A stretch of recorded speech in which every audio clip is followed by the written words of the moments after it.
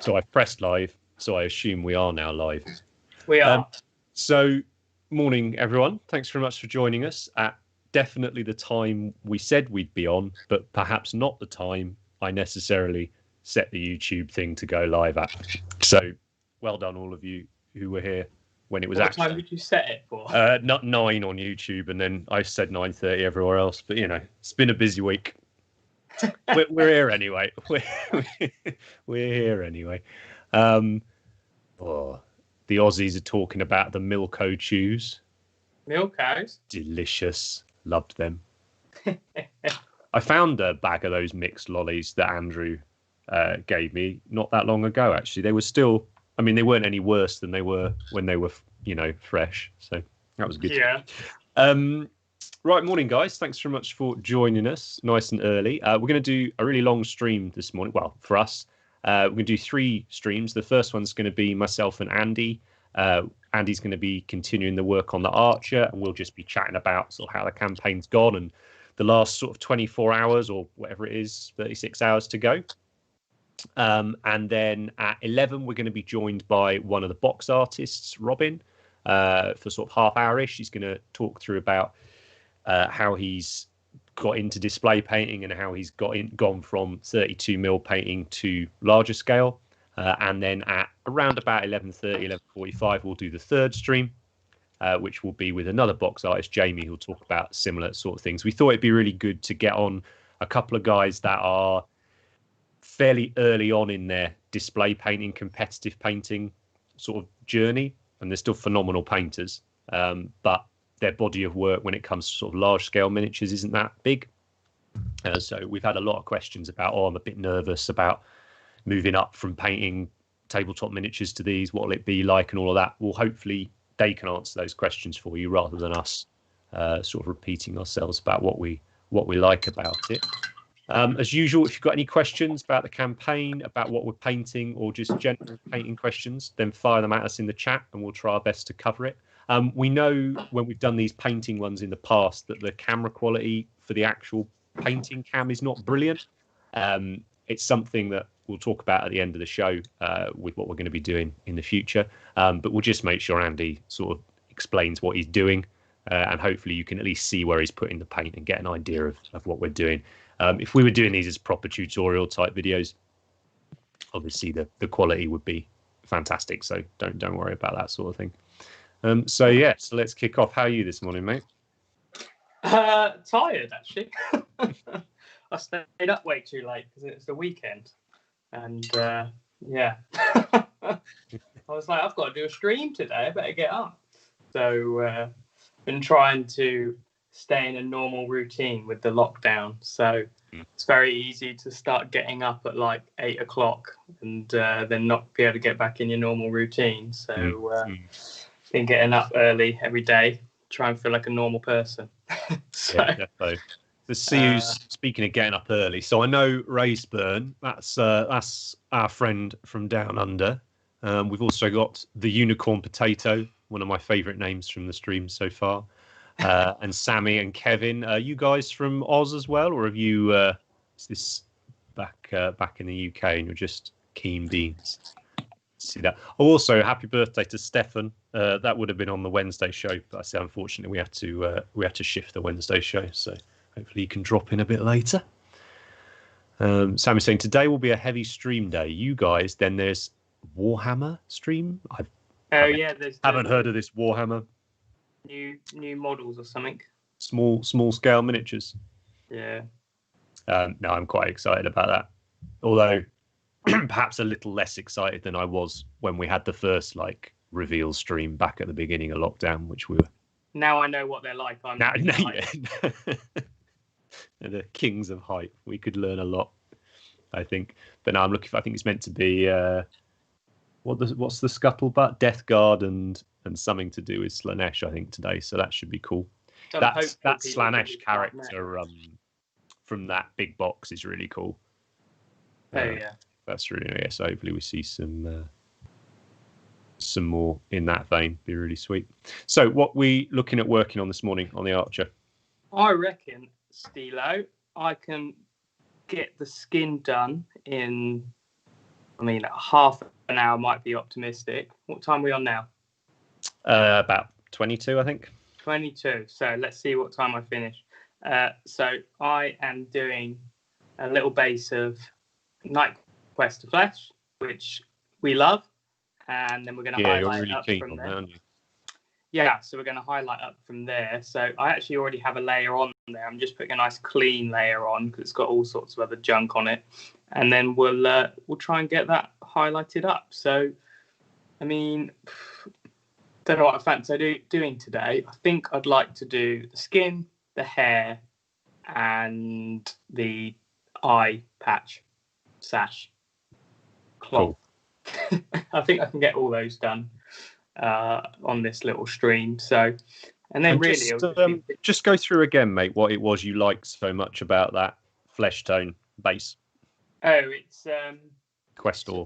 a lot more natural than a lot of other paints, and it's the right combination of sort of pink and brown for me. Yeah, let's just leave that there. But yeah, it's just like a nicer tone. So you compare it to Bugman's, it's just way more natural and a little more desaturated because it's got more brown in it. So I find you get a nicer, it's easier to get a nicer result. So I don't really use Bugman's, but yeah, I just like this tone. So there you go. It's, yeah, if you look on the palette, it's just a nice natural sort of shadow. So I'm into it. And it's a layer paint, so it's nice and translucent and easy to use. All right. So I'm going to make a little mix of something now. I don't know what it's going to be. I've got this natural flesh from Nocturna. That's quite nice. Or I might try some beige red from AK. That's pretty cool too. I think they're pretty similar. Nice. We've got quite a multi-international chat going on today. Yeah, we've got Sammy here from the Middle East, but living in the UK now. Kevin in sunny Scotland. Don't believe that, Kevin. But Kevin from Scotland. What else got the unicorn potatoes from France with a little baguette emoji. Brilliant. So it's really nice to see. That's going to be fun for us to see. Like we know from the sci-fi miniatures range, and we ship those out ourselves. Like we know where they tend to go and sort of where the key areas that our miniatures tend to end up. But it'll be really fun with this release to see where stuff is going, which country's sort of been the keenest for it. And I'm also really, really looking forward to finding out who the most popular model is. I think the smart money is on the Archer. Yeah, Woodsman and Archer. Mm. Woodsman's got an unfair advantage because there's so many versions of him. So we should just count the standard figure, like how many of him we sell, I guess. Yeah, we just dropped a couple more lovely box arts the last couple of days. I'm sure you guys have seen. We had Jamie's version of the Woodsman, the 54mm, and we had Robin's version of the Executioner, which is cool. And we've got one more coming as well, which I'm looking forward to. Hopefully going to drop that this afternoon, but we will see. Adam's in from New Zealand as well. God, look at this. Representing from all over the place. Represent. Oh, Kevin's just doubling down on his fibs now. There's rainbows as well in Scotland at the minute. I've been to Scotland many times, Kevin, and I don't think I've ever seen the sky that hasn't been just cloud. So love it, by the way. Don't get me wrong. Going on unicorn potato. Is it usually Europe? Do we get Asia, South America? All over the place, to be honest with you, bud. So it's a really good spread the sci-fi miniatures have gone to. You obviously got the countries like Spain, France, which we've typically seen competition painters from over the last 10 years. Sorry, my puppy's kicking off. I'll shut her up in a minute if she doesn't stop. yeah, I tell you what, Andy, why don't you take over chatting here, mate, and I'll just sort this dog out. Yeah, I'm just highlighting up this skin with AK beige red, which is very similar to Citadel Canadian flesh, aka Cadian flesh. Cadian flesh is a cooler name. So yeah, I'm just going to kind of build that up in translucent layers, and once I've got a nice opaque coat of that, then I can move on, I think. But yeah, it's quite a nice paint. I've not tried it before, so why not try it now on a live stream? But yeah, it looks like a good paint. And then I think we'll just riff off of that and add some other colours in for the highlights. So it shouldn't take too long at all, really. One of the nice things about this figure is there's not a lot of those kind of difficult surfaces. So skin is normally the biggest challenge, and there's not a lot of it. There is obviously skin on that focal point around the face, so you can do a nice job on the face. But I think that's one of the cool things about this model is, yeah, there's not loads of the harder things. So there's not loads of metals, and there's not a lot of skin. So once you get that main area of cloth done, then she's really not too challenging. So you can just kind of enjoy it. I know that Jamie is really enjoying his. He's doing one at the moment, and he was quite surprised at how well, not surprised, but he's just like, it's so nice to paint. It just kind of goes together quite easily. So yeah, I think it's a very nice, approachable figure. So if you've not done a larger one before, definitely a nice one to dive into. Starting something with a lot of skin would obviously be more intimidating, perhaps. I don't know what people think in the chat. What are they scared of when they do a bigger model or any model, really? That's a good question, that one.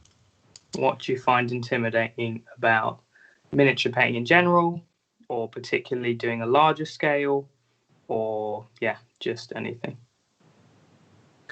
So, see what else is going on in the chat while we wait for that to catch up with the delay. I can never see the chat, so I'll rely on you. Unicorn Potato is saying that he loves that we've commissioned so many box arts. Often companies will just go for one, maybe two for the main model, and that's it. Yeah, I mean, there's a variety of reasons we did it. I think we chatted a little bit about it on one of the earlier shows. One is we've been lucky enough to have met everyone, I think, who's done our box arts at one time or another, and it's just nice to have your friends painting models, which is one reason. But the other is ultimately, you guys don't just want to see renders and things like that, of as good as you can make renders look now and stuff like that. We like painting miniatures, right? It's why we're doing it. We like pictures of pretty painted models. So we figured put a lot of the resources into getting as many of those as we possibly could. And I think it's a really nice way to keep everybody motivated as well. As we said in the last, I think it was with Max, we were chatting about how for us, this project's been 3 years. We knew what these characters were going to look like. So it's been, nothing's really changed from a year ago now for us until we started seeing those box arts. And that was something new and something exciting. So it's been a really nice way to just give it that lovely boost just at the right time on there. Right, so we've got Sammy's just generally afraid to screw up painting. Yeah. So I think we all get that a lot. Just screw it up. Just get on and screw it up, and then figure out how to fix it. I know that's quite glib, but I think if you're sometimes what's the analysis paralysis people call it? Like you can almost talk yourself out of painting a model by overthinking it. There's a video going up today where I mess up twice. And when I say twice, I painted a model 3 times, and I show you me painting that 3 times, and it's on one of the new busts. But yeah, I basically took 3 attempts to get this bust right, and it was only supposed to be a speed paint. So by definition, I kind of messed that up. So, but every time I did those mistakes, I learned a bit. Oh, it went wrong because of this. It went wrong because of this. Just little things like starting too dark on a bust. It's such a fight to get up to the bright colours if you start too dark. So that's something that I'll be incorporating into the beginner bust lesson for sure.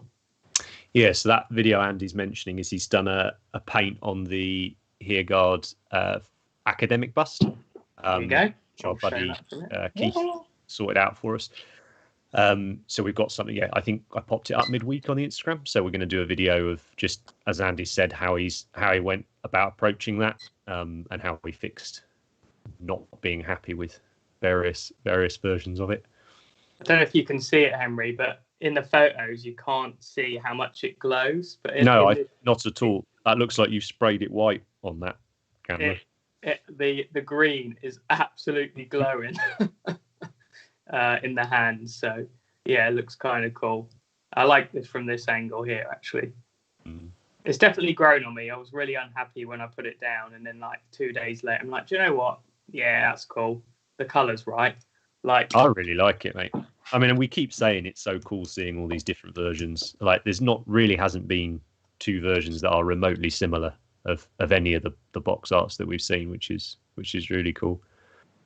Kevin's saying metallics. I find metallics quite hard, and textures can be intimidating. Well, metallics is something we've had quite a few questions about on Patreon, and it's something we're going to address a sort of across the board, really. Whether that's painting it for tabletop or whether that's painting it on 28, 32 mils or taking that up to larger scales. So it's something we'll make sure we cover.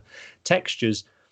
One really fun thing about the size of these models, these 54mm models, and the modern computer-aided design is we've been able to incorporate a little texture onto some of the models. Not heavily textured by any means, but just a little bit of suggestion on some areas. So hopefully that will help with that. I know, Andy, you've said in the past you much prefer smoother, plainer models, right, and to paint the majority of the texture on.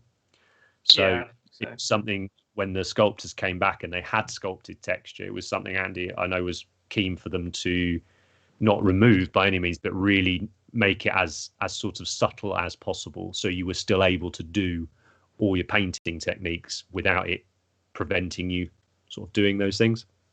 Yeah, it's nice to have it suggested for you. So there is actually texture on this thigh, and I just ignored it, and you can just paint over it. But if you want, you can use it and enhance it. And it's the same for the leather on this back. You won't be able to see it because it's not, maybe you just about see it. But you could just paint the light on this and ignore the sculpted texture, or you can enhance it and exaggerate it a little bit. But yeah, it's nice to have the option. On the bust of the hunter, the texture is unbelievable. And that sculpted texture I'm really happy with. I wonder if the camera will pick it up.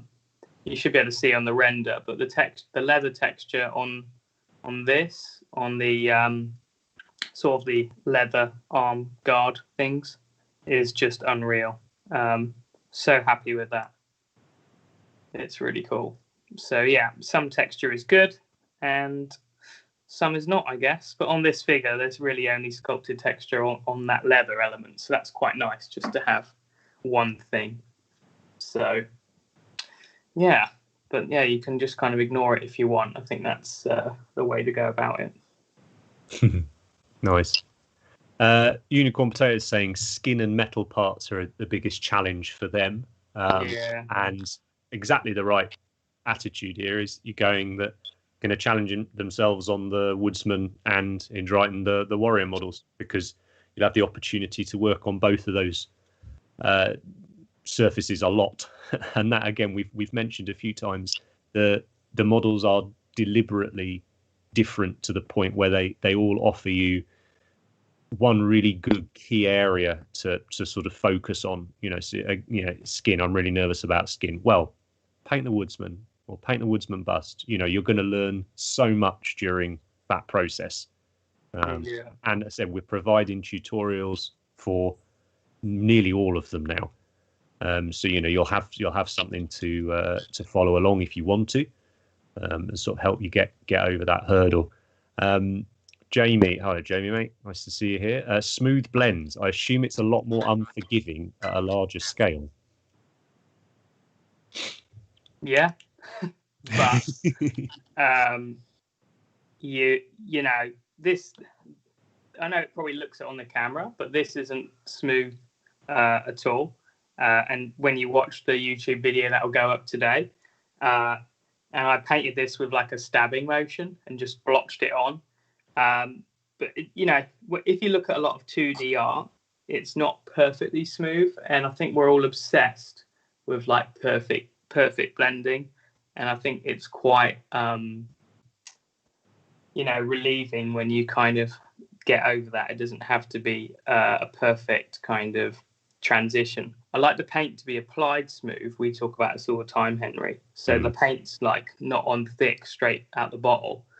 But yeah, the transitions don't have to be smooth. So if you look at like the PEC, the quality's low enough to make it look smooth, but there's just a line there. It's fine. So where do you think that comes from? Do you think it's from the fact that it's certainly the way we view miniatures nowadays tends to be online, so we can zoom and we can do all of that? Or do you think it's from, I don't know, the fact that the old boys used to use oils where you could achieve very, very smooth transitions? Or do you think it's things like heavy metal that we've been brought up with, which have sort of pride themselves on very smooth? So do you think, or is it a combination? Well, I think to win a golden demon, you have to, because that's that competition's criteria. So a lot of people, myself included, always chased a high technical standard, which is a really nice thing in painting. And that's something Robin's very good at, who we'll have on later. And that's from chasing the golden demons, right? And then Alfonso's whole thing about F smoothness is that models can still be good if they're not perfectly smooth. And it's not about actually that smooth is bad. What he's saying is both can be good, and I think that's cool. And I think when you can make an artistic choice to have it not perfect, then that works. So it doesn't have to be, but there's definitely a weird obsession in miniatures to be perfectly technically smooth, I think. I've seen some people do some really clever stuff where they refine the focal areas, and then things like Tukai did this. So his big camel. Yeah. So the back feet of the camel and the features physically further away are painted softer and less refined because it puts them into the background. So when you see some 2D art, the mountains aren't crisp and sharp, are they? It's softened, and that was really clever. So as you move through the model, the level of refinement fades away like a transition, and I thought that was really, really interesting. The camel, correct me if I'm wrong, the camel was on a backdrop, wasn't it? That's right. So do you think with that, you're only really able to pull that off if you can determine the angle you're looking at the model from? So if you dictate it. Yeah. That's a funny one, because like there's always going to be an optimal angle, and you're going to be able to look at all the other bad angles and stuff. But I don't think it matters because you're always going to pick up, like when you pick up this model, you're not going to go, oh, let's have a look at that. Yeah. You're never going to do that, are you? Yeah, the best angle's chosen for a reason, isn't it? It's because it's the best angle to look at the model from. You're going to pick it up like this, and you're going to go turn, and stuff like that. And it's kind of like the non-metallic metal argument when people say, oh, it only looks good from one angle. And I think that's balderdash. Yeah, I sort of, that's one of the reasons I brought it up, is because I sort of felt it was different to that, in the sense of if you're saying the idea is that as the depth of vision, field of vision, whatever you say, moves on the model, you're getting less distinct. I wondered if that was more restrictive from a point of view of getting the effect that Tukai was after. If you did look at it. Yeah, I guess so, but I think that you'll feel that optimal angle, right? Speaking of backdrop plinths, I've got them in the backer kit. The Pledge Manager. Can't wait to stick some stuff on them. Going to get our first copies through soon. I've got the best idea for that, Henry. I've literally... Can you share it or not? Oh, yeah. Because we're getting to 75mm Woodsman. I've not really had an idea for him, but I've got the plinth now on the screen. But I really want to build like dense woods. So put trees that are as high as the backdrop all the way along the width, and then have him stood in like with loads of trees either side, and kind of like the animation we did for him. But yeah, just like absolutely tons of trees coming out of that, and then just have that kind of ghostly green backdrop. I have a go at that. That'll be pushing myself, I think. Nice. There's some great chat going on in the comments section. It's good to see. I'll just skip ahead. Renderoid, I think that's how you say your name. Renderoid. Him and Unicorn Potato talking about which Deorgard model to pick and stuff. Renderoid just mentioned that the shipping to Indonesia is a bit expensive. If you check out the shipping costs and stuff, but essentially we'll take a hit on shipping, is what we've decided to do on the project. But to try and keep it so it doesn't ruin it for people. There's nothing worse than you back a Kickstarter and then you get the shipping bill and it's like £80 or something more than the thing you've done. So if in Pledge Manager people add a huge amount to their order, if they had a couple of airbrushes, a bunch of old models, some paints, this, that, and the other, then we might add a couple of quid on. But generally, for your normal pledge levels that we've talked about on the main story, you can see the shipping costs at the bottom there, and we've kept them as low as we possibly can. So yeah, because we want people to have minis. It's something we already do with our sci-fi miniatures range as well. You don't want people paying almost the same for shipping as they are for the models, so we try and work around it. Ryan's joined us. Hello, mate. Good morning. Nice to see you here. Kevin's mentioned that his eyesight's not as good as it was, so things like eyes and little details like that are particularly terrifying. Well, this one hasn't got eyes. It's I was going to say, so good. This one's perfect. Oh, I suppose there's eyes on the bird, but you can be weird with them. There's 3 eyes on the bird, in fact, so you can have, you've got a spare one in case you muck one up. But we've had a few people on classes actually who in the same situation, Kevin, and they bring those like magnifying head glass things. Where I don't know what you'd call them really, magnifying headset, whatever. I'm sure you know what I'm talking about. And I know they've said like once you get used to them, because it does take a bit of getting used to, they're really happy with them. So I don't know if you've given that a try yet or not, but it's certainly worth having a look at. It's a funny thing, isn't it, with this hobby? Like, I'm sure you don't mind me talking about it, Andy, but when you had your laser surgery a couple of years back, you were really, really nervous about it, weren't you? Because, this wasn't just a hobby, it was potentially a career. Yeah. Yeah, it was. They're kind of like, I'm thinking about getting some glasses actually, because they're really good, but sometimes I struggle with focusing. I never had that before, so there's definitely been a detrimental effect to having it, but not massively. Like today, I don't know. Today I can see absolutely crystal clear, but some days I struggle to focus, and I think that's a result of that. But I absolutely hated it. It was really detrimental to my life, so it was worth it, basically. Mm-hmm. But yeah, I can totally relate to that. Like, it's tough, but yeah, I guess just have fun with it. And busts are good for that.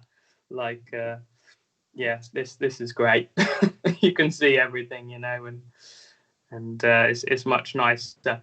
I really don't like painting 28mm heads. Right. Maybe you've got a comment on that too. I just think they're too small. Like, Yeah, the last week's filming, I agree. I can't paint them how I want. And I just think they're too small, and that's why I like 54, 75 busts. Because as you know, I've got further into learning about painting skin nicely and stuff like that, and you just can't do it on a 28mm. Like, you just got to try and get it neat, and you can't really express yourself on them, you know. For sure. Not properly. So I didn't like those colours, so I've changed my colours. Explain. So I've got the palette here. So I tried that beige red, and it was too orange, and I didn't like the look of it. And so I've switched to some salmon rose, which is a lovely pink. It's a good colour. It's a good colour, that. So I'm just adding a little bit of salmon rose and a couple more highlights, I think. So someone's asked earlier on the artwork you showed a little while back next to the bust. Yeah. The sort of green one. No, that's not the Woodsman artwork. That's a Games Workshop piece. And as we've chatted about in other streams, the big fans of using artwork as inspiration for color palettes for models. So that's what we have with that one. Quick question from Taurib 12. Anyway, somebody. Are there any differences between the Cult of Paint Infinity airbrush and the regular red one? Yes, there's quite a lot of differences. The truly unique part of the brush is the trigger. So we designed the trigger for both the Infinity and the Evolution. The one on the Infinity's a couple of mil taller, so you have that slightly higher degree of control for your biting point, things like that. The differences over the regular Infinity, so the CR Plus, which is the regular Infinity, internally they're exactly the same. So they've got the PTFE seals. If you wanted to drop in a different nozzle and needle kit, you can. That's absolutely fine. Obviously, the color is different, but one of the biggest differences is the whole body of ours. So the front of the airbrush and the back of the airbrush is aluminium. It's anodized aluminium, whereas on the regular Infinity, the CR Plus, only the red part is anodized aluminium. The front half is brass, nickel-plated brass. So the weight difference is quite considerable. It's I think a third less weight than the regular CR Plus one. It obviously comes loaded with our sort of preferred loadout. So we've got couple of cup sizes on there. You've got the tiny one that Andy's got screwed into the brush at the moment. It's called the eyeline cup. It's for when you just got to do a bit of detail work. A couple of drops of paint's all you need, and you can look straight down the brush, and the large cup isn't blocking your view or anything like that. Hence eyeline cup. We've got the push-on pronged needle guard that we prefer, although in truth neither of us use. But of all of them, it's the one that we find the easiest to use if we have to and to teach with. You've also got the larger cup when you're doing army painting and stuff. I think one of the things people often consider with these brushes is that, the Infinity's this super expensive one just for doing detailed projects with, and the Evo's this cheaper version for doing armies with. We use them both for both. They are both excellent brushes. Neither of them are made of glass. You don't need to be super gentle with what you're doing. They're robust, really nicely machined things, and you should be using them. We've always felt with airbrushes, before we did the project with Harder and Steenbeck, we both used Infinities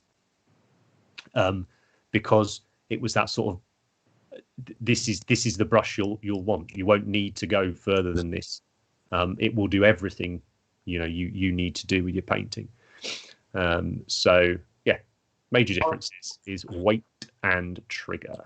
I'll just add to that, Henry, that because I've got them here, that I really don't like the regular Infinity as much because the weight is unbalanced. So the regular Evo is fine because it's full brass, so it's balanced. But basically, what I'm going to do is swap some parts. So the normal Infinity is kind of this combination. So you have a brass front and a very light aluminium back, which means all the weight is in the front. And the weight difference between these two, just the front ends, is enormous. So you have this kind of unbalanced brush, in my opinion, and having it full aluminium makes it really light and balanced. And for me, I struggle actually with RSI problems in my hand, and this really light brush, especially with the eyeline cup, is just great for me. And I used to use the Evo all the time, but now I just use this exclusively, and I love the featherweight. And this is what you're paying the money for. You're paying the money for the aluminium front, and I wouldn't want the normal one. It's like when you pick this up, it doesn't weigh anything. It's just great. So of course you get our trigger, which I love. You can see it sits on my finger perfectly. But yeah, it's the aluminium front, and that's more expensive to do. But that's basically, you're looking at the two different costs and you're like, what's the difference? And it's this aluminium front piece. It's so crucial. So that's why I'd say I'd go for it. And it's also black. the best looking airbrush you can buy as well, just worth saying. It's black. So it's called silver and red. Rendero's just saying it's got a special seal inside. It's what makes it different from the other airbrush. Actually, all the Infinities come with the special seals. So when we say special seals, we mean PTFE or Teflon seals. The Harder and Steenbeck have a triple seal system, which helps prevent paint going back near where the trigger is. Which is, I'm sure, something if you've painted a lot, you might be familiar with. So yeah, just little Teflon seals. But it also means if you want to use, that's my pup again. She thinks she's just woken up. If you want to use alcohol-based paints, or if you want to use things like isopropyl alcohol to do a little bit of cleaning on your brush, you don't have to worry at all about corroding the seals within your brush. They'll be absolutely fine. But both our Evolution and the Infinity come with those, so that's where you're thinking there, Renderoid. So our Evolution comes as standard with those, whereas the standard Evo does not, I believe. I have to double check it's in the box when you leave the classes as well, because it's so light. Yeah, definitely. When I bring when we run intro to airbrushing classes, certainly here in the UK, I've got a stock of the airbrushes I bring with me for people to try out. So they haven't got to buy one, before, they can try one out and then figure out if they want to do airbrushing. And yeah, many times I have picked up the box assuming the Infinity was in it, and then I'll get to the class and it is not. But that's more just me not checking. I love that Infinity more than when we first did it. Like, I've just got to really appreciate that lightweight, as I've had further problems with my hand and stuff, and yeah, it's just great, and I wouldn't go back. It's fab. So there you go. Nearly finished the skin. I'm just going to do this final little bit. We'll do something else. Sounds good. It's nice to see so many of you in the chat this morning. Really appreciate it. Yeah, that's cool. Something we didn't really. We weren't planning on doing these streams, and actually it was some friends of ours that have enabled us to do them. So Matt, particularly, incredibly grateful to you for helping us out with these. I'm going to go on mute and sort this puppy out again. This might be one of the reasons why we stream in the evenings when she's asleep. So I'll be back shortly. Not that bad, to be honest. You sure? Yeah. I don't want to piss people off. That's all. No, that's fine. Right, let's go back up to these questions. Do we think the 75mm Woodsman would fit on the backdrop plinth? I'll get it. And thanks those of you that pointed out in my update that I had put the 75mm Woodsman would be approximately 100 meters tall. Wow. Obviously, that isn't correct. And it would be a very loose approximation because he's about 118 millimeters tall. So just in case you were thinking, I don't want any nasty emails when you get your copy. So yeah, he'll fit in there perfectly, I'd say. So he's going to be about, he's about 100 mil tall, is he? 118, I think. Is it? Is that the estimate? Yeah, if you do the what you call it's the Exponential. ratio is the same. Yeah. Yeah, so he should fit in there perfectly because it's 125.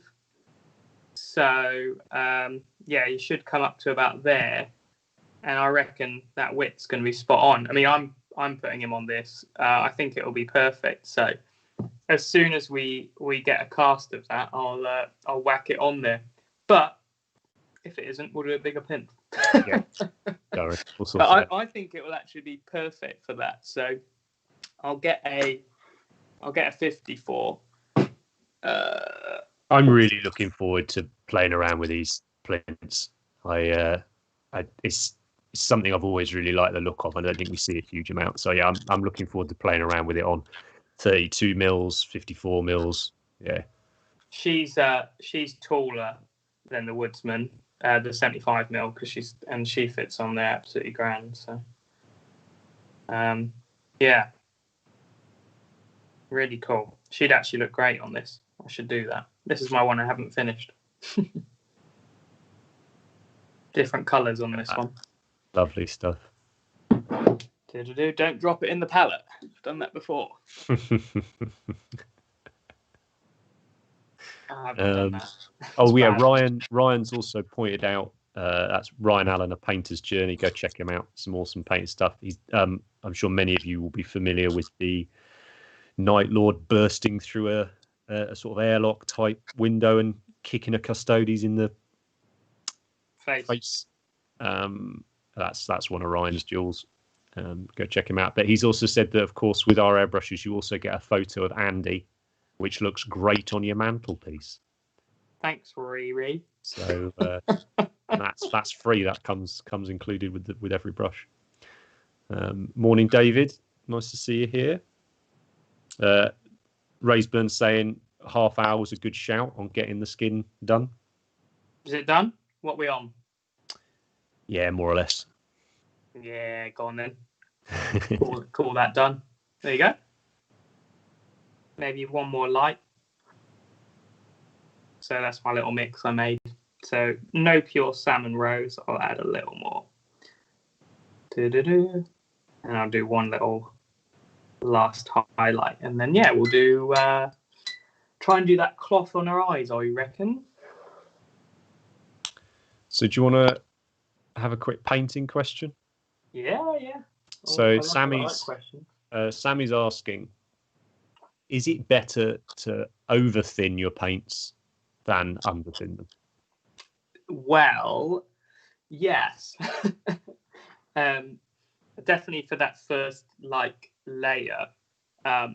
If you put any paint that's too thick on, you can't peel it off, can you? But if you're layering and it's too dilute, then you'll just never get the color, so you can thicken it up. So I'd definitely say, if it was just a one-word answer, I'd say too dilute. But the other side is you never get the kind of true properties out of paints if you use everything crazy diluted. So there's definitely a mix. So say I take this natural flesh on the palette here, and that's undiluted right now, it's just a blob.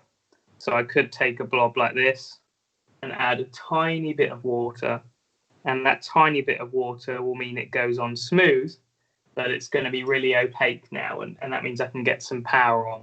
So if I just wanted to really block in an area and be really, just really get a nice opaque layer on, I could use that paint, and it wouldn't take lots and lots of layers, but I could add some more water like this. Mm-hmm. And then I could gradually build it with translucent paint. So I think you just need to dilute it enough so it's not going to cause, really thick, chunky layers of paint. But sometimes we need to play with the translucency. Mm-hmm. Does that make enough sense? Yeah, definitely. One thing I've noticed when we introduce the dilution of paint when we're doing brush skills,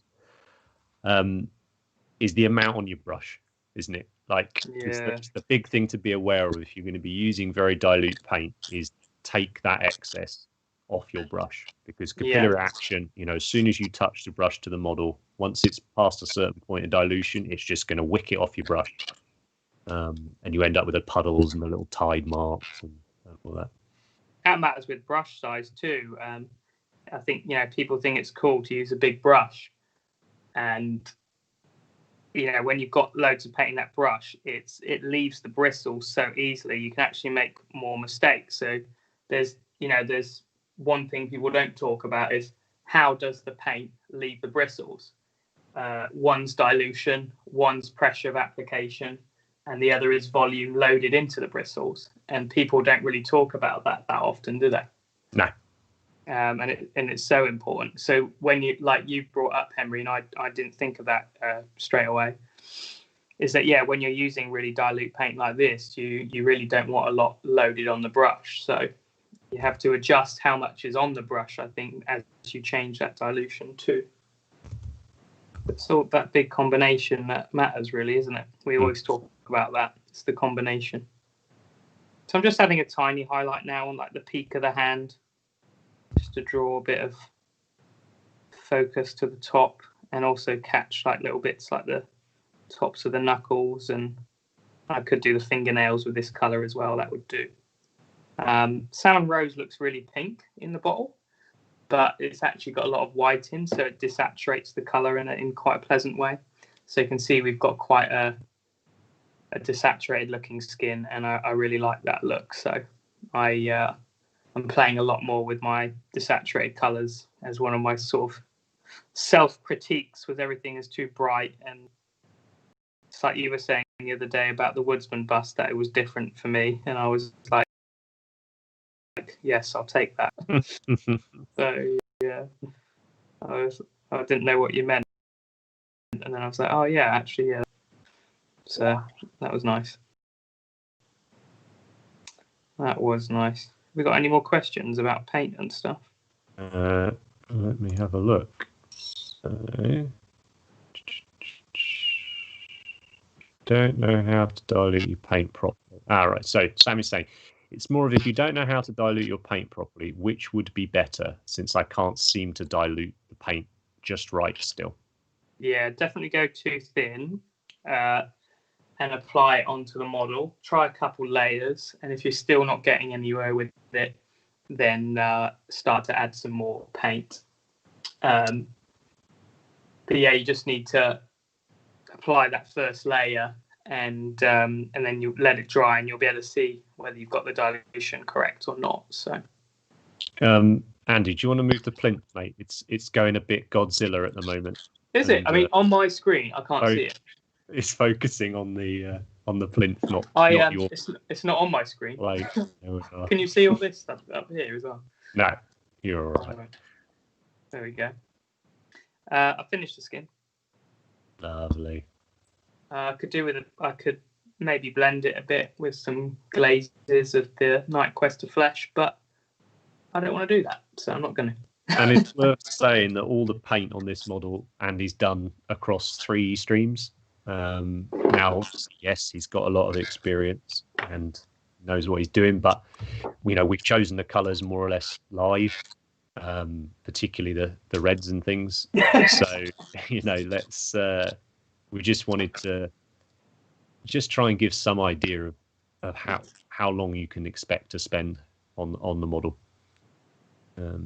So we really want to, one of the absolute biggest reasons we wanted to do 54mm was to try and help get past this intimidation factor that I think people perhaps quite rightfully have had initially in their heads when thinking about painting the models. But then it's like these things, it's like hobby rumor reverb type thing. It's the same of, white's really hard to paint, yellow's really hard to paint, all this. Once you hear it so many times, you start to believe that that's the case, whereas actually it doesn't need to be at all. We just need to make sure we can get the education out there to try and sort of move past that intimidation.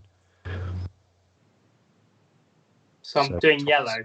Todd's Doing a bit of yellow. Did you get fish and chips, Todd? Is that what you've had? Dinner time over in Oz. Hey, Todd.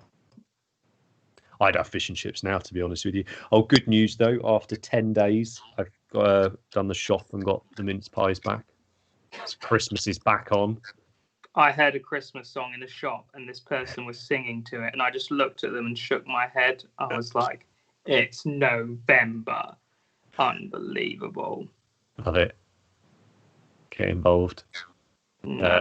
Quite near where I live, one of the places I ride my bike quite regularly, they've got a year-round Christmas shop.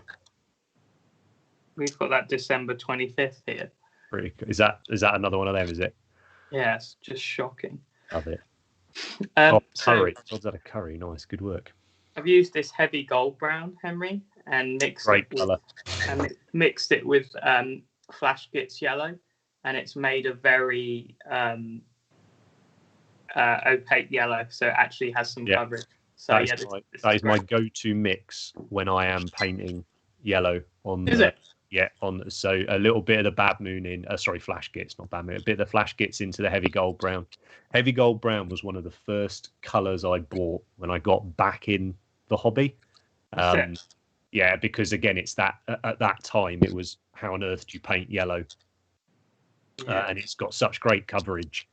The extra opaque series. Yeah, big fan of that. Yeah, they're great. And then I'm just using heavy gold brown to highlight the corners and make them a bit darker.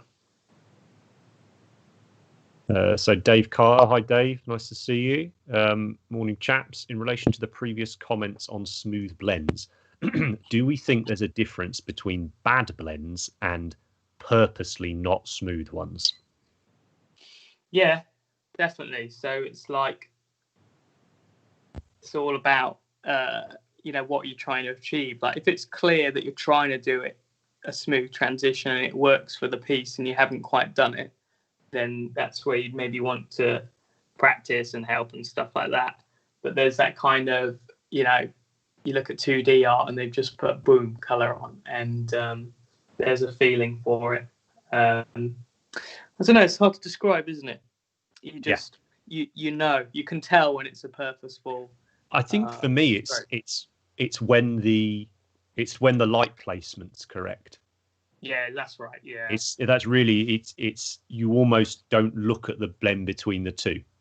I found anyway, and I'm looking at changing up my personal painting style a bit at the moment. So I've been looking through a lot of different artists on sites like Putty and Paint, Cool Mini or Not, just Instagram, all those sorts of things. And I think light placement it's so key. And I know Max spoke about it a little when he was talking about 2D artwork, the importance of understanding it. Yeah. It's I think that's where you can tell if the blend's been done right, because sometimes I found when I've been doing power weapons or something, and you want that really strong contrast between the light part and the dark part, so you get that reflective look to it. And when you mess the blend up on it, for me, often it's nothing to do with how smooth it is. It's that I will start the blend too far into either the light area or the dark area. Yeah, the volume wrong, right? Exactly. I'll reduce the volume or increase the volume. Yeah, and it just it's just not there. The blendings are really interesting one. I think again, it's one of those milestones to get past. Yeah, definitely. In the hobby, but actually, for me, it was painting. I think I painted about 10 power swords in a row, and that was it. I was done. Like it made sense within that time. And I honestly think one of these large scale models, perhaps the Archer or the Woodsman, where you've got these large smooth areas that you need to work on. I suspected by the end of one of them, with a little bit of education, you'll more or less be there, or you will at least be there with understanding what you haven't done well and what you need to do better. And that's the battle, because after that point, it's simply practice. As soon as you're able to analyze and understand how you can improve or how you're able to achieve what you want to achieve, Yeah. It's just then it's literally just a case of putting the time in and getting it done. Dave's also said our Infinity airbrush is a joy to use. So thanks very much, Dave. I mean, we can bang on about them, you know, and obviously we think they're great and got our name on them. But it's when you hear it from you guys that are using them and can actually tell each other. I think it's got a lot more weight to it. Pretty much done the sash. All right, Mike. Any reason you've gone for the yellow on it? Autumnal, innit? Obviously, the most bright and vibrant colour on the piece, and we have no eyes, so it draws the focus straight to the face, I think. Mm-hmm. So yeah, just trying to keep the focus in that area. I probably could highlight the face a little more to draw more focus to that. So maybe I'll go back to it. I think I'll use some of that sunny skin tone pastel peach on the skin, which is what we used for the red cloth, and that'll help balance it. So the pastel peach. So I'm going to just add a little bit more of a highlight to the skin, as it's looking a little dull in comparison to that yellow cloth now. Mm-hmm. So now I've done the yellow cloth, I've seen the skin isn't quite balanced. So pastel peach mixed with salmon rose, that's a good time. That's a little bit of me, that is. But yeah, I've got these autumnal leaves that I'm intending on covering this model with. So yeah, we had a nice autumnal version of the Woodsman from Jamie yesterday. I think that's gone down really well. Yeah, everyone's loving that, right? Got to love little leaves. Leaves. Yeah, I thought it'd be nice where there's basically the flat spot on the plinth where there's no base, of just covering that with leaves, so you kind of cover up the plinth. Mm. That was my idea anyway. Sammy just saying yellow's a good colour to use with the red anyway. Works well with his Blood Angels. Yeah, exactly. I love that old Blood Angel red and yellow thing. Oh, I've got a hankering for some old hammer. Oh, actually, I didn't tell you. I bought some old blisters with the red and yellow logo on. Nice. What did you get? So I was going to save this for a little YouTube video. But basically, when I was a kid, I'd never been to a Games Workshop before. But I bought Warhammer, right? So I was into Warhammer, but I'd never been to Games Workshop. Yeah, well, there weren't tons of them around, were there? Yeah, so I think I went to Bristol because I had family there, and they're like, "You can go. There's an actual Games Workshop there. You can go." And I was like, "Oh my god, this is going to be sick!" And this is the best kiddie logic, right? But plastic Terminators had just come out that week. So this is how long ago it was. You know, like the five same pose. Yeah. Yeah. And I was like, well, there's five men. That means it'll be £5. No. Because that's what it was. Because I think I bought some like Khorne Berserkers and they were £5 for 5 men. So I was like, well, these Terminators are 5 men, so that'd be a £5 as well. So I had a £5 and I went in and they were 15 quid. And I can actually remember it and I was devastated. I couldn't fathom that they were. I was like, but these men are 5 for £5. They're 5 plastic men and they're 15. I don't get it. I was about 10. So all I could afford was one metal Terminator. So I got that. So I bought one metal Terminator, and I'm gonna have a go at painting that because I actually prefer the sculpt of the helmet on the metal ones. Do you know what I mean? It's got like the little divots in, and it's like got a bit of a different shape. So yeah, I really love the classic Terminator design. Nice. So yeah, there you go. That's my cool story for the day. Love it. I'm all about the nostalgia. I had a really nice chat with the 2Ps podcast the other night, and in the hobby section, we were just nattering away about perhaps lockdown and stuff like that. The nostalgia elements of hobbies and things like that are coming to the fore, and I know myself and Rich, who runs our commissions studio, are sort of quite keen with our current little Primaris projects for them to be essentially sort of nods back to what Space Marine armies were like. What Space Marine armies were like back when we started. So yeah, good bit of nostalgia. Yeah.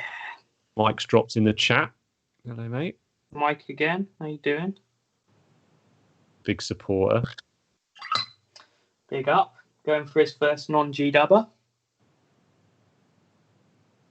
Is this your first non-G-dub model, Mike? That's exciting. There's not, of course, there's a delay. So, it's nice and smooth transition. Speaking of smooth transitions, let's have a look how we're doing for time. Cool. So we're just coming up to 25:2. So the plan is, guys, is we'll take a break at around 1:45, so sort of 10 minutes or so. And go grab a cup of tea and stuff, and then I will put up a new stream, and then I'll put a new link up, and we're going to have our first interview of the morning with Robin. So hopefully as many of you as possible will be able to jump in on that one, ask Robin some questions. But as I say, we're going to really focus on how he's, particularly Robin, how he's done that transition from a very high standard display model 32 mils to moving up to the larger scales, and what's transferred, what he's learned that's new, and all the rest of it. So hopefully you guys will find that interesting. Yeah. He's also painted that amazing version of the Executioner, but we'll talk about that in a bit. We're pretty much done, Stilo. Good work, mate. Didn't do the hair. Even quicker now you broke the bird off. Yeah. I think I need to glaze the sash a bit, blend that in, but I'm adding a bit of ice yellow to the skin, a bit more light to match up with that cloth, and then that'll look quite cool then, a bit more focus, because the arm's kind of like out of the light, so like that's kind of done, but I need way more focus around here, so just finishing off a bit of light around the face, and what a great model. Yeah, nice, man. Mike's just saying we've happily dragged him away from heresy doing these larger models. That's good to hear, mate. I really do hope, as we continue to produce these models, more of these models, and lots of tutorials around, how to paint in general, but how to approach larger scale stuff as well. I'm really keen for us to build on that community that's already there for the larger scale stuff. I know there's a really passionate core of people that travel around to the display shows and really enjoy it, but I'm really keen for Cult to support that and help grow that, and hopefully we can make that painting community an even nicer place to be, even more exciting place to be, just like Heresy used to be back in the early days. That excitement, something new, because I think for a lot of painters, large scale is new. It's very, very new. So we need to try and embrace that and cultivate that and really, really drive it forwards. Kane's asking if we started working on his elf on a dinosaur yet. Yes, we actually started working on that some time ago, and we might. That's a spoiler. We might at the end of the stream today, or perhaps we'll do a little stream next week as a sort of wrap up. We might show a little bit of concept art for Deorgard 2. Yeah, the next season, as it were. Yeah, that's going to be so unreal. Let's get these ones painted first. Yeah, no, I'll probably just finish the lot. Now they're fine. I'm really excited to start. I'm really got some. In my mind, I've got some really nice ideas for what I want to do with the Woodsman. I think it's going to be the first one I do. Should we do a dual video? That'd be fun. We'll both do our Woodsmans. I just got to see what models we've actually got left once we're all done. Which ones I can pinch and have a paint on. I'm keeping that Woodsman for you because you deserve it. Unicorn Potatoes asking, how often do we expect to make campaign updates after the campaign? As regular as possible. I want Cult of Paint. It's me and Andy. We've got a few people that support us in the background and help us do these things, but it is me and Andy. So the buck stops with us. So if you've got problems, you reach out to us. Equally, also, if you just want to say nice things, reach out to us as well. That'd be great. But I will make sure I keep you guys updated with everything that's occurring when it comes to production, shipping, all that sort of thing. I'm going to do a short video that I'll put up on the updates either later today or tomorrow, just talking through how this pledge manager works. So what happens when we get to the end of the campaign tomorrow night, what the next steps are for you guys, and what you're going to be able to do, what you can expect, because it's not as simple as it closes Sunday night, you pay your money and it's done. There's a few days normally, and then you'll get sent the pledge manager. But I'll talk about all of that in that video, and I'll also do it via text as well, so you guys know exactly what's happening. I've been there on Kickstarter as my first one. Like it can be a little bit confusing, I found anyway. So we want to try and make it as easy as possible. And yeah, I will just keep you updated on this campaign. I will probably do 1 or 2 mentions about upcoming campaigns, but our hope is that by the time we do the next miniatures campaign, you'll have things like our newsletter will be live. Our social media is only growing. Every day we're going up and up on all of them, which is fantastic. So don't worry, we will make sure we shout about what we're doing in as many places as we possibly can. So yeah, I will update you. Do more of this as well. Yes, we are, and we'll have a chat about that later as well. Elves and dinosaurs. Now that will have me very invested. Good. Yes. To hear. Alan's saying he's hyped for being able to pick up the academic bust once the campaign's complete. Yeah, we're really. It's amazing. Thank you so much. The support you guys have given, and the fact that so many of you have pledged your full amount sort of now rather than a small pledge and then do it in the back of it. It means we've been able to hit certain goals. It means we've been able to budget for stuff, and it means we've been able to do things like the academic bust for the woodsman, the 75 mil for the woodsman, our poster elf. We're very, very close to unlocking the axe for the larger woodsman bust. I know people are really keen. That's going to be crazy to see that. And then last night on the stretch goals, I added in something I really, really keen to do, both of us, but we just didn't think there would be the opportunity to, certainly on the first Kickstarter we did. But we're going to produce a small book about Deorgard. So it will have lovely, high quality, high res photos of all the box art. It's going to have more commentary on the sketches, how we went about creating the project, have some words from the artists themselves, but we'll also put a little bit of background in there. I know a lot of you are really keen to know a bit more about the setting, so we'll include a little bit more of that in there as well, and that's going to be free and included with every pledge of £35 and over. So that's our further stretch goal, which you never know, we might well get there. It would be very exciting if we can. Hell yeah. So yeah, we're edging ever closer to that next one getting unlocked, which is really cool. Unicorn Potato, PDF or physical? I think you mean the book I've just mentioned. That will be a physical thing that gets included with your when you get your box, hopefully your big box, but or your one miniature, you'll get the book as well. We'll chuck some tutorials in there as well. A gorgeous physical book to keep on your shelf. I'm pumped on it. I'm glad someone's excited for the academic bust. Well, I mean, we just to talk about our previous range, our sci-fi range, the most popular model we had from that was our Seth bust, and you could consider him an academic bust, certainly.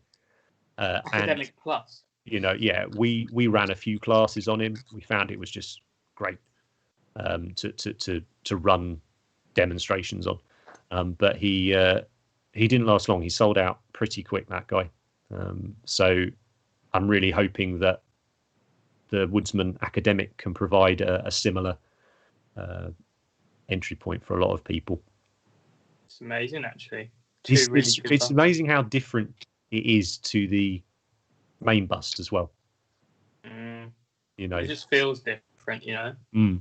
But it's so you can just do it fast and concentrate on that face. But the face is really amazing, actually. Now I've put paint on it, I'm like, yeah, this is really cool. Miniac said actually, like, he often struggles to work out what to do on the cheeks, but there's like nice little nuanced bits in the sculpts that made it easy for him to work out, and I thought that was kind of cool. So yeah, absolute beauty. I'm really chuffed I've got one on the shelf, and then I'll take my time with the next one. Yeah, definitely. So Todd's asking, is that based off the final pledge manager stuff? No, so the stretch goals are based off what we achieved during the campaign. So yeah, hopefully, you never know. It's ambitious, but you never know. We might well get there. But we wanted to include some extras for you guys. Now we're at the level we're at with the support. That's an excellent idea, Mike. It's tempted to do one with all airbrush and the other one with all hairy brush. Yeah. It's a really cool idea. You'll see that in my video. Yeah. So I'll stick that video up probably later today or maybe tomorrow morning. We'll see, but it will be out this weekend. It's quite a long one, I think, as well, isn't it? So yeah, I'm interested to see if people will like it. I'm like, there's a lot of rambling. I do a lot of rambling. It's my most rambly video, so maybe I'm a bit nervous about it. Give people a view of what you can expect on Patreon. Wow. I've certainly done. I think I've done about 6 hours worth of rambling about a Dark Angels Dreadnought on Patreon recently. So. No, that makes me feel. And bad. that didn't seem to lose us anyone. So I think we're all right. Unicorn Potato, what were your funding expectations going into the campaign? Honestly, we just didn't have them. We have various like optimistic and pessimistic projections and things like that. But we are still a very, it's our first Kickstarter. Yes, the Airbrush was a Kickstarter, but it wasn't ours. We were involved in the design of that brush, but the actual project itself was not ours. That belonged to Harder and Steenbeck and Element, so the distributors. So this is our first Kickstarter, so we really didn't know what to expect. We could compare it to other companies' first large-scale Kickstarters, but again, we're not only are we in a strange time for the world generally, the miniatures community, the miniatures world is changing so fast. It was really hard for us. We're certainly really chuffed. We're really, really happy that you guys have supported us like you have, and it's just meant that we're now able to go away and invest in what we want to. So we're investing in improving the equipment that we're using for our filming for all of our channels. We're going to be bringing forwards a project that was going to have to wait a little bit longer, and we're just firing ahead with getting those artists and getting people working on the next couple of miniatures releases that we want to do. So we want to be a boutique miniatures manufacturer, and you guys have enabled us to have that collateral to be able to go and do that with now. So we're super pumped. It means we can do Deorgard too, right? Which we really wanted to do, but we had to have a frank conversation and be like, well, if this doesn't work, then we can't really do Deorgard 2. And I don't think people realise how amazing it is that it has worked, because they're going to get more ranges of miniatures and will be more adventurous. And now we've learnt about just doing things like the stretch goals. There'll be more next time, won't there? Because we've just learned. We're so young. We're learning all the time, aren't we? With this, it's stuff. Knowing what people want as well, isn't it? It's your guys' feedback is what, and whether that feedback is indirect in the sense of you're backing the project, or it's direct as in you're telling us what you want. It lets us know where to put the energy in and what people really want from us. Yeah. So thanks ever so much to all of you for doing that.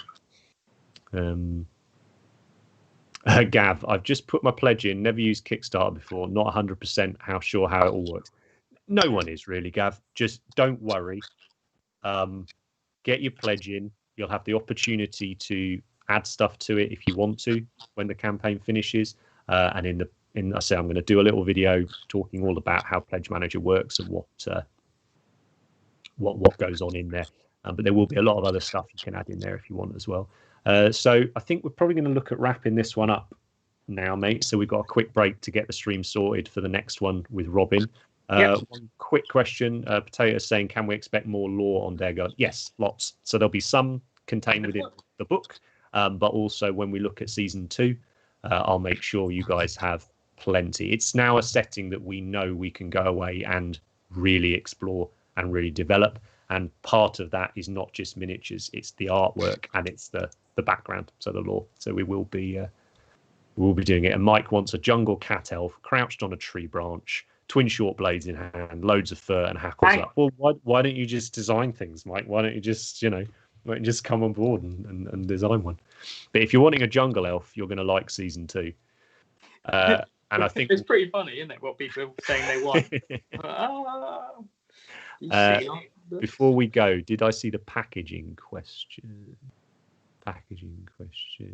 Yes, I am bad. Is that probably to do with the plinth stock? Yeah, it is, mate. So I think if what you're asking is if you order like 1 million plinths, will that put your postage up? Maybe. Yeah. Yeah, if you order loads, but I promise you we are going to do our very, very best with postage on this whole campaign, guys. We don't want anyone to get screwed over. So yeah, don't worry about it. Mike's going to get his crayons out. Great, cool. All right, guys. So thanks very much for joining us on this one. We'll be back in about 10 minutes or so with Robin for a short interview about how he's first foray into large-scale miniatures painting for display. Let's have a quick look at that. Archer as well. Lovely stuff. Oh yeah, mince pies, please. Cheers, Todd.